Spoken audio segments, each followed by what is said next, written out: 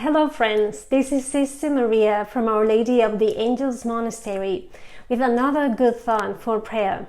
Today I'd like to reflect on 3 words. I am enough. Is this true? What does our faith have to say about this? And how are we experiencing this reality in the middle of our COVID crisis?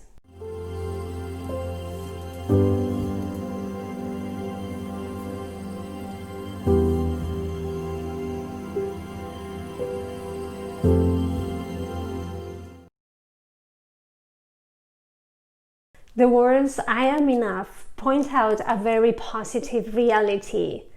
I don't have to prove my worth. I don't have to measure up.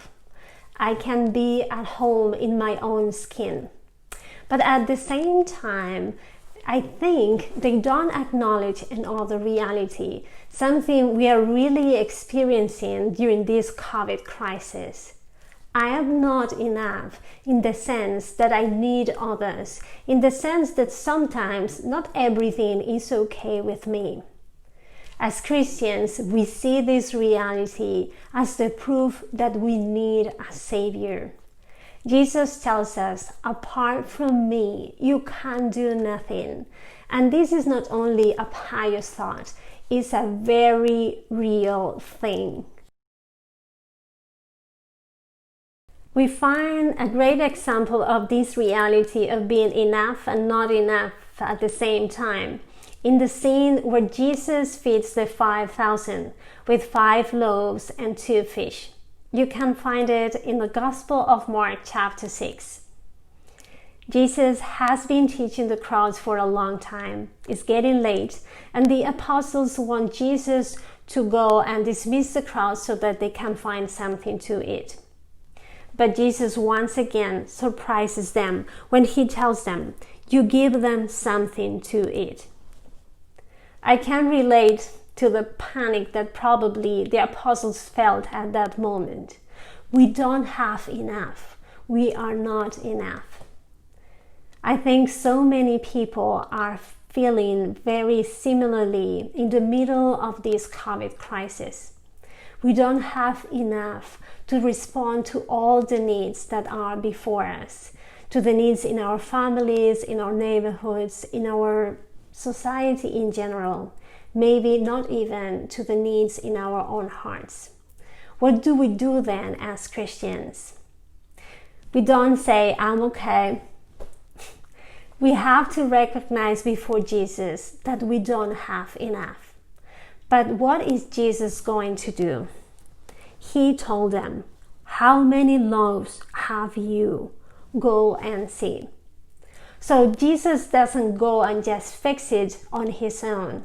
He asked them and he asks us, what do you have? Go and see. Today I invite you in your prayer to go and see what you have, what you can give. But what's the next step that we find in the gospel? The apostles went and see, and they put what they had in Jesus' hands. Then Jesus blessed, broke, and asked the disciples to share with others what he had multiplied. These are the steps of a miracle we are also called to experience in our own lives. When we go and see truly what we have and we put it in Jesus' hands, he blesses us. He blesses what we have. And if we are willing to let him break, if we are willing also to share ourselves with others, just with the little we have, then it happens what the gospel described. They all ate and were satisfied. The people were satisfied, I'm sure, but the apostles were also satisfied, because all of us are called to this kind of communion. This is the true joy, the true feeling of satisfaction that we desire. It's not about saying, Everything is okay. I'm okay. You are okay. I am enough. You are enough. No, we are not enough. You can do nothing apart from me, Jesus says. But when we put what we have, when we put what we are in Jesus' hands, then everyone is satisfied. Go today and search in your heart what you have to give to Jesus today, and let him bless you, break you, and share your heart with others. Another miracle will happen.